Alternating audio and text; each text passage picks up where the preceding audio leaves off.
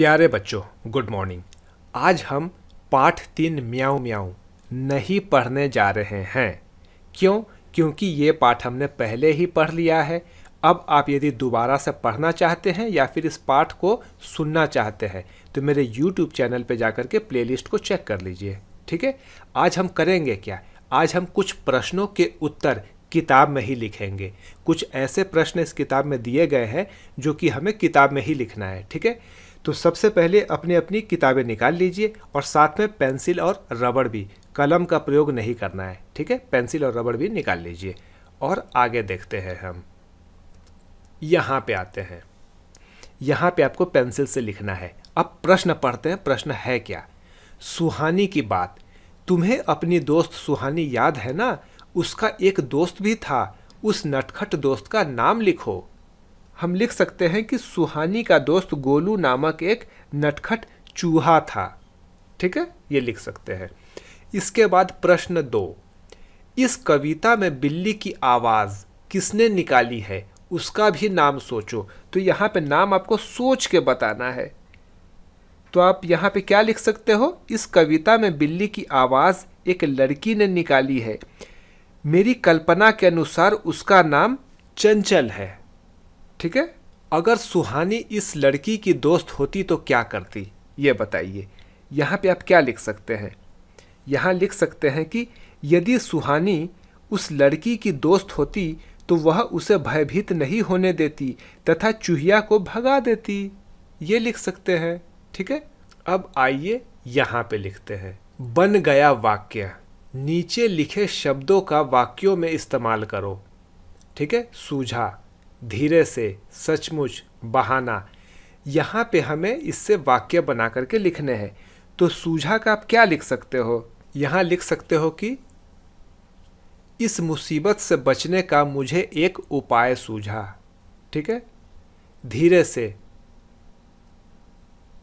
मैं धीरे से घर की ओर जा रहा था।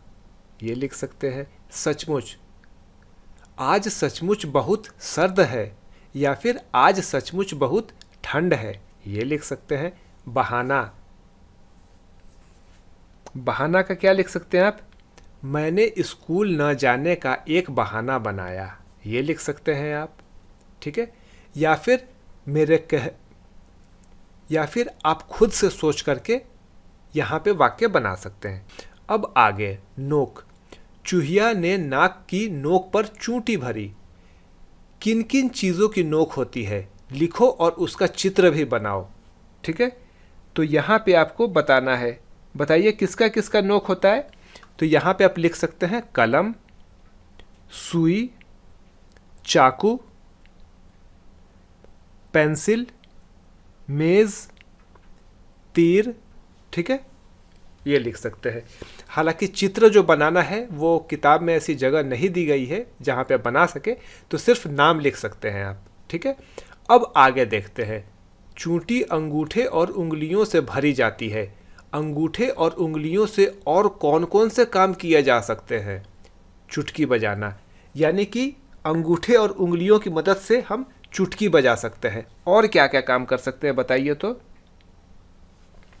एक तो हम लिखना लिख सकते हैं ना, तो हम यहाँ पे लिख सकते हैं लिखना। उसके बाद माला पिरोना।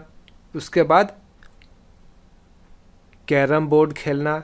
ठीक है, तो यहाँ पे इसी बात को अलग अलग 2 तरीके से लिखना है। तो कैसे आप लिख सकते हैं? एक लिख सकते हैं आप, गाय खड़ी थी चौराहे पर, और यहाँ लिख सकते हैं चौराहे पर गाय खड़ी थी। ठीक है, अब आइए यहाँ पे, घुस गया शेर जंगल में। अब इसी को उलट फेर करते हुए, इन्हीं शब्दों को आगे पीछे करते हुए हमें 2 तरीके से इस वाक्य को पूरा करना है। तो आइए यहाँ पे कोशिश करते हैं। जंगल में शेर घुस गया, ये लिख सकते हैं। और यहाँ पे क्या लिख सकते हैं? शेर घुस गया जंगल में। ठीक है, तो इन सभी प्रश्नों के उत्तर आपको किताब में लिखने हैं पेंसिल से। लिख करके मुझे व्हाट्सएप के जरिए दिखाइए। तो आज के लिए बस इतना ही।